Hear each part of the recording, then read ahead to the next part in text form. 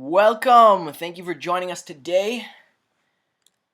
This video, today we will be discussing what is stop hunting in Forex.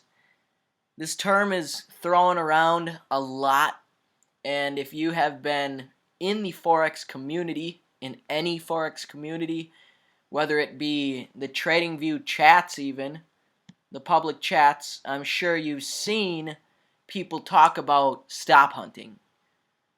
Oh, I got stop hunted. I just got stopped out. The dealer is stop hunting, or the market is trying to stop hunt me.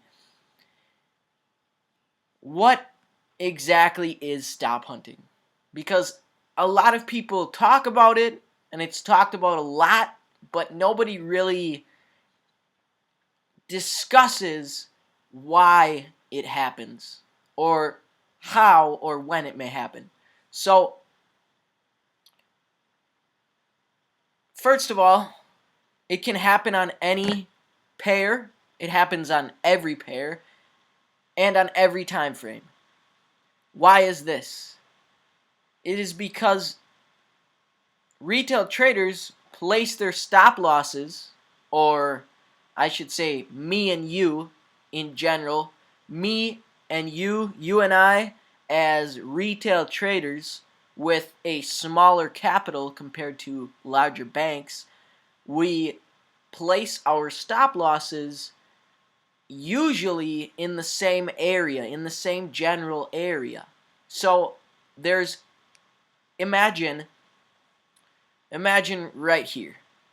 We see this zone, this pretty obvious zone of consolidation where the market is really not going anywhere, just going up and down, right?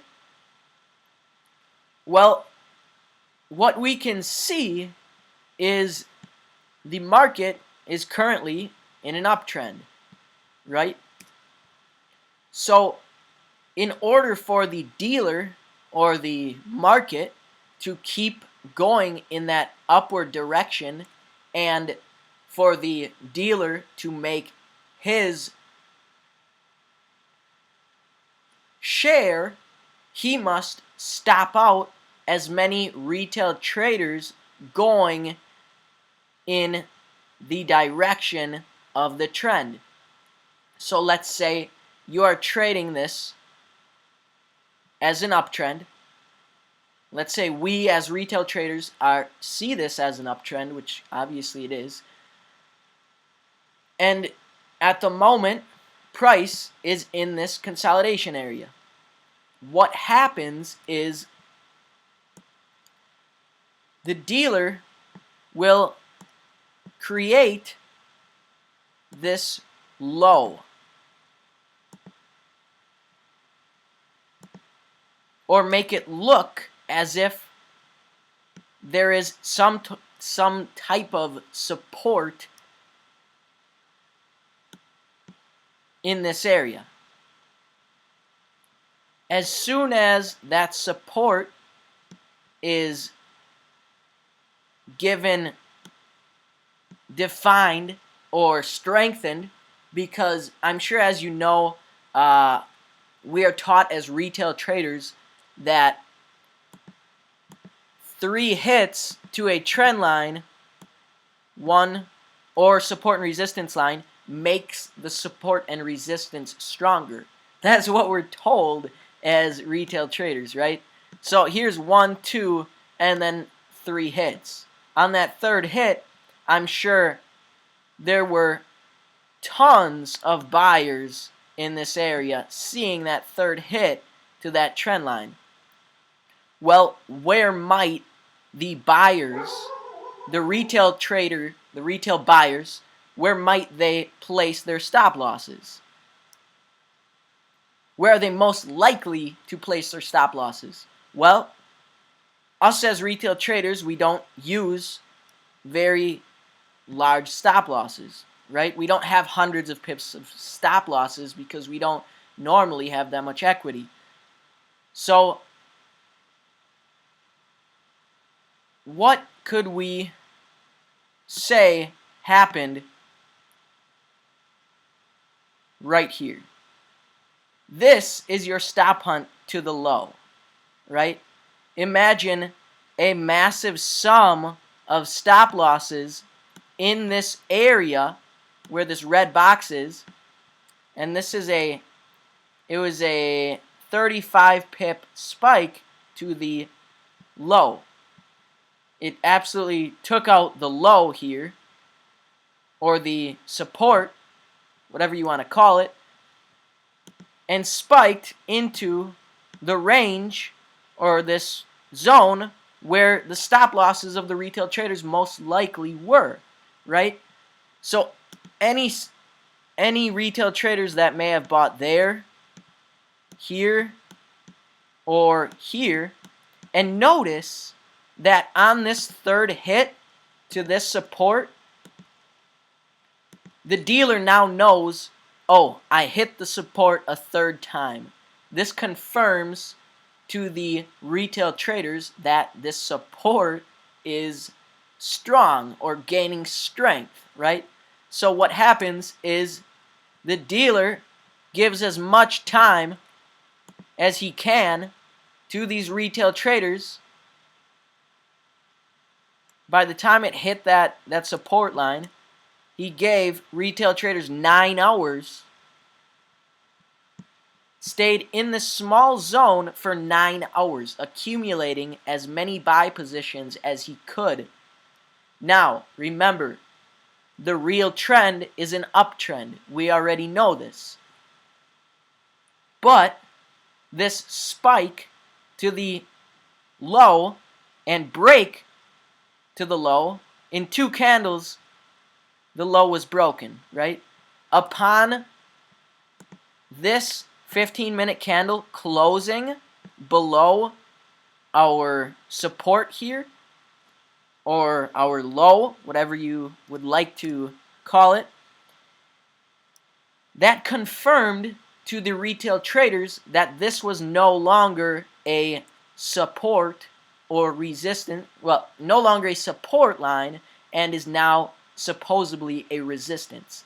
So not only did they break out and hit the stop losses of most of the buyers that bought here, here, and here, that had their stop losses at this range below the support, but he also enticed as many breakout traders as he could to take this as a breakout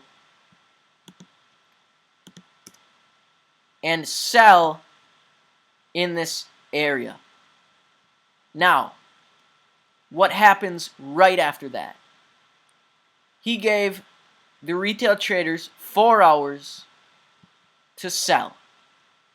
He worked the low, or basically the low, for approximately 4 hours. This gave a substantial amount of time for retail traders to sell this breakout. Once enough liquidity has been trapped in this area, which they only needed 4 hours to do so, to trap that liquidity, they completely change their direction, or in other words, go with the main trend, continue their course.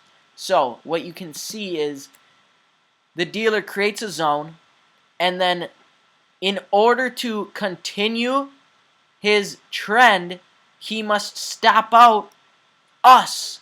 He must stop out as many retail traders that are onto him, that are trading this uptrend, and that have their stop losses in this area. He has to stop them out before reversing and going with that uptrend. So this is what a stop hunt is, you guys. It's when the dealer spikes very fast, very volatile spike to the low or the high or out of a zone, and then reverses. So there will be some people telling you that, like, this is a stop hunt. or like something like this is a stop hunt. You can see that these really aren't stop hunts. This is just movement of the regular, regular movement that happens in the market. But when you see something like this occur, that's pretty obvious. That's a very volatile major spike completely out of this zone. You can tell what was going on. You can tell, wow, that was a stop hunt to the low. The dealer took out stop losses of buyers. I'm going to jump in right now because I saw that stop hunt happened, so I believe it's a buy. You could have jumped in at that confirmation of the railroad tracks, or even when it came back above the support or resistance, whatever you want to call that, you could have bought there as well and rolled that up a few hundred pips, 120 plus pips. Here again, we can see that same thing. A big stop hunt to the low. And when I mean stop hunt, I don't just mean stop losses. I also mean like buy stops and sell stops, order limits, or orders, stop orders that are here in this area that have been activated upon this spike to the downside. So let's say you're trading support and resistance, because that's what you were taught. That's what we're all taught. And you have a trend line right here, whatever, or a support line right there. And you see, this somewhat of a downtrend here, or this spike down, the shift down. You see that, and you place your sell stops right here, right? Now this is just an example. I don't know why you would do this, but there are tons of people that do. That retail traders do this all the time.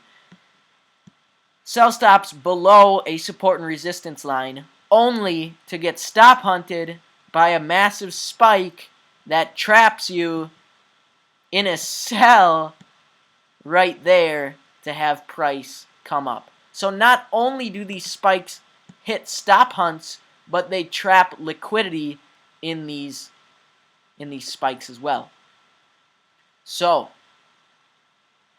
we must also remember that it's not even, this spike, although it says this spike down, this wick is about 57 pips, we have to take in count for the 30 to 50 plus pip spread that may occur on a news event. So let's say the spike or the stop hunt was induced by a news event, a high impact related news event, which I'd say 80% of the time a stop hunt is induced by a news event.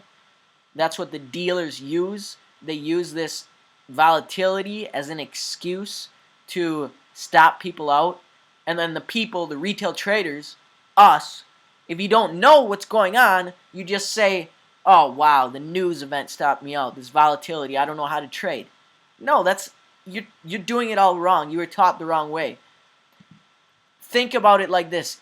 If you were the owner of this $5.5 trillion a day market, would you want everybody to know why price moves the way it does? Or would you create special events that are used to manipulate the market a certain way, right? These high impact news events do this to the market, and a lot of times you will see that the market is being manipulated by these events. Right here as well, we can see this high was created, and what we can also see is if you trade like a retail trader or trade the retail trader ways, this would be an uptrend, but the higher high was not created. So technically, you could sell anywhere in here, right? Technically, you could sell all up in this area, now seeing that a higher high was not created. Let's say you sold, and this is a great example. Let's say you sold in anywhere in this general area.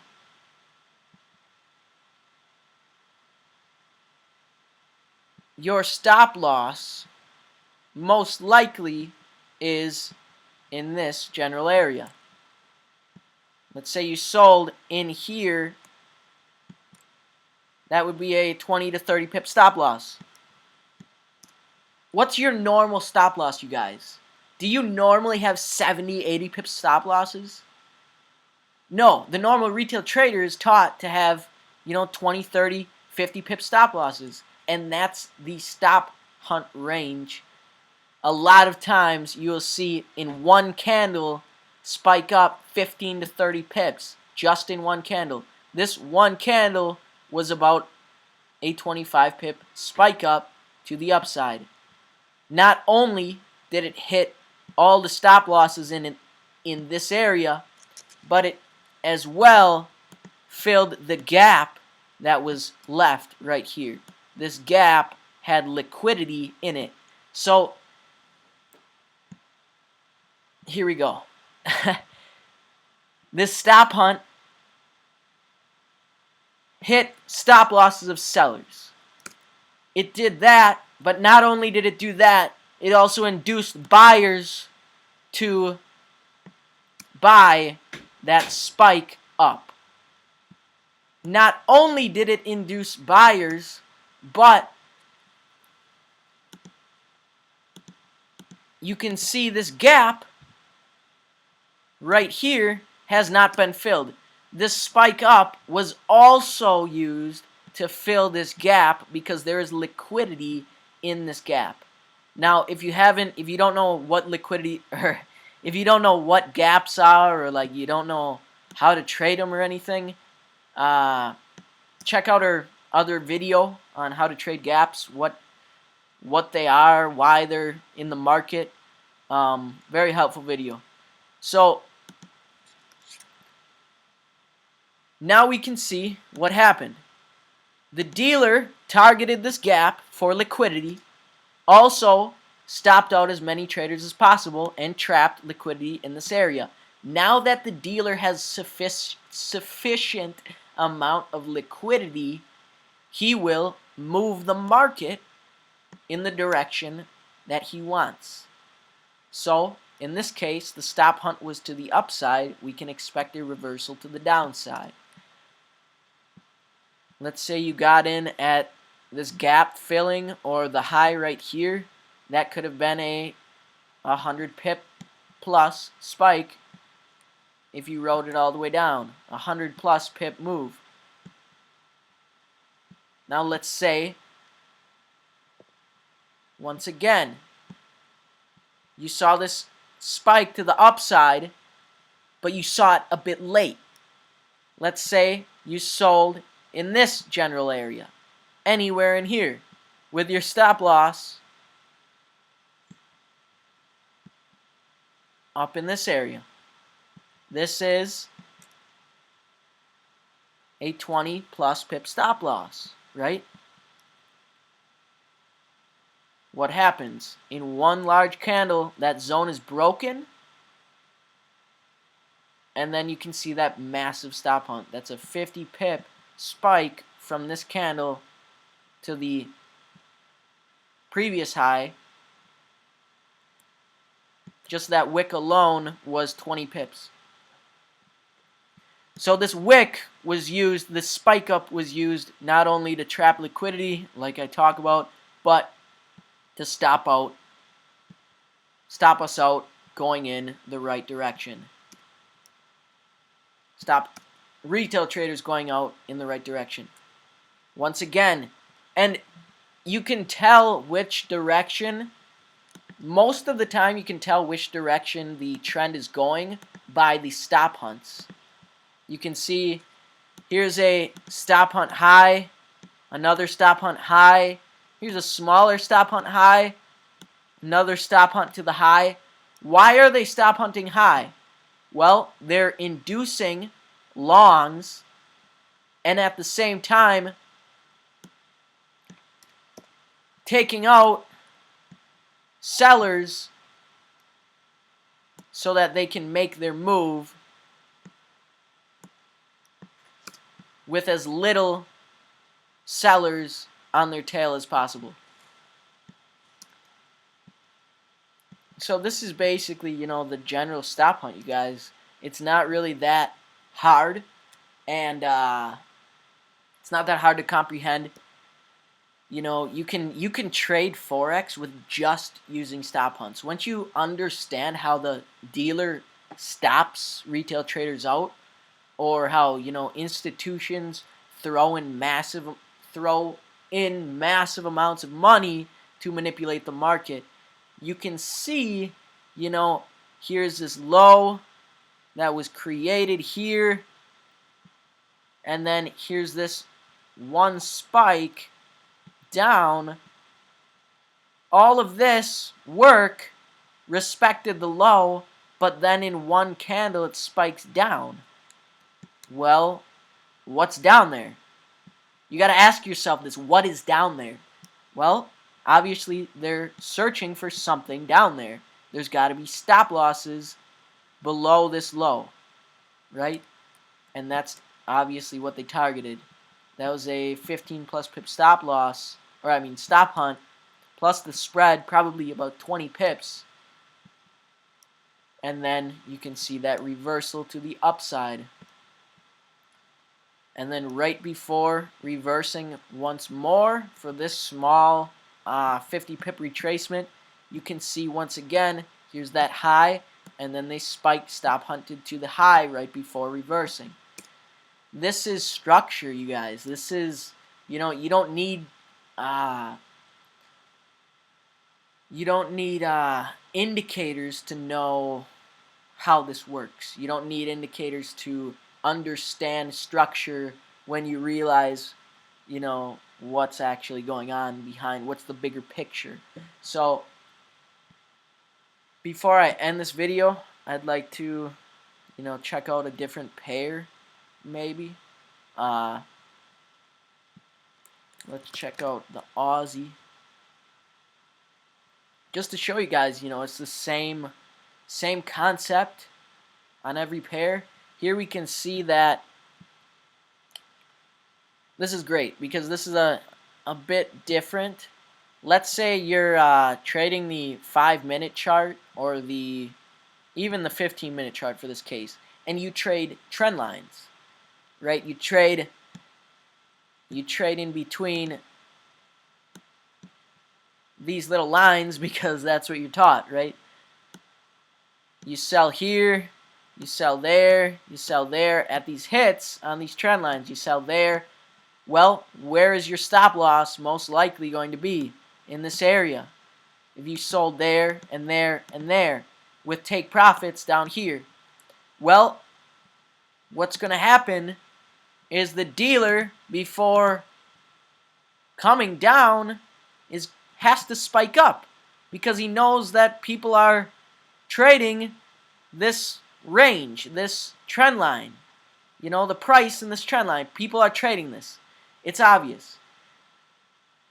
So before moving downwards, shifting the zone to the 0.739 area, the dealer must spike up to hit the stop losses before reversing. This is a must, you guys. This always has to happen. Here we can see this once again. The stop hunt to the high that was created here. Here's the stop hunt, and then the reversal. once again, this range right here, the stop hunt out of that range, and then the reversal. You can see it again. Here's that low, the stop hunt, one candle breaks the low, the next candle breaks below the low, and then that third little doji or star formation, whatever you want to call it, that has a massive spike to the low, or below that low, below the previously defined low, to hit the stop losses right before moving upwards 50 plus pips. Let's go on the 4-hour chart or even the daily chart. Actually, this is a very great example. I'm pretty positive that this was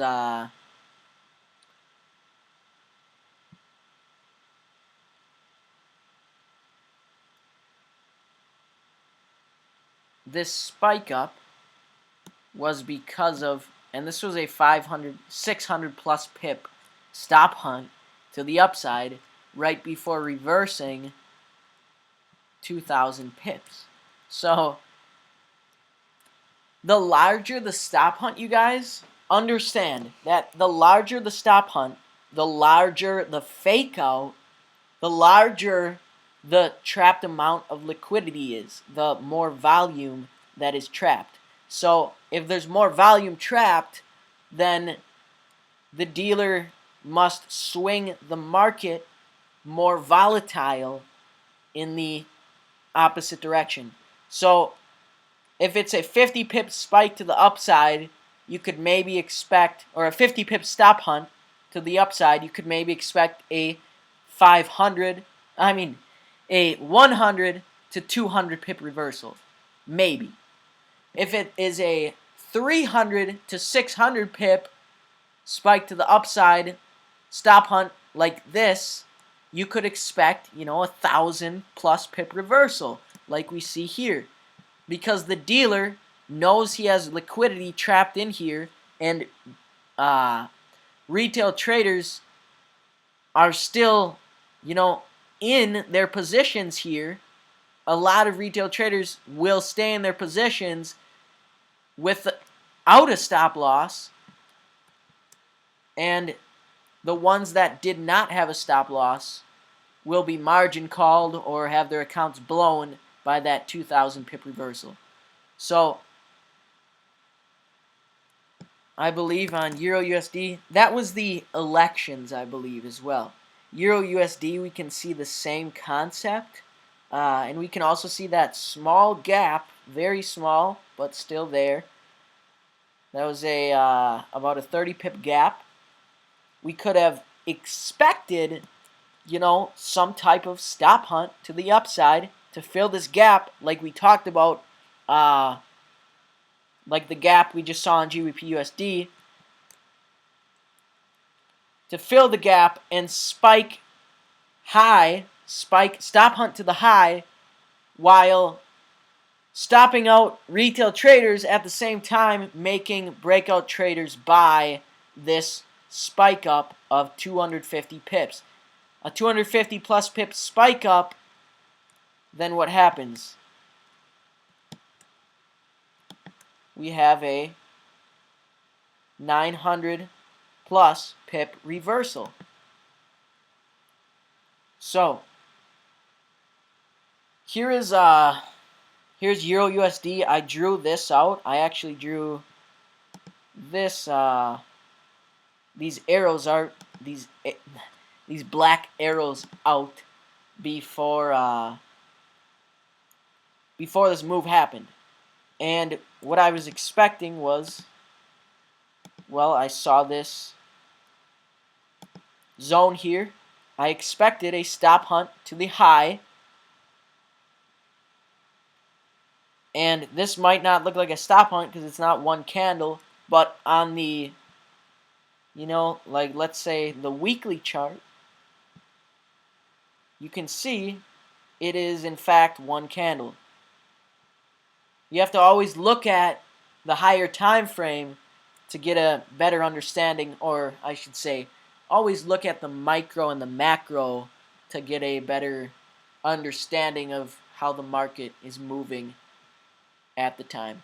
So I expected a spike up into this range, into this zone, and why only to here?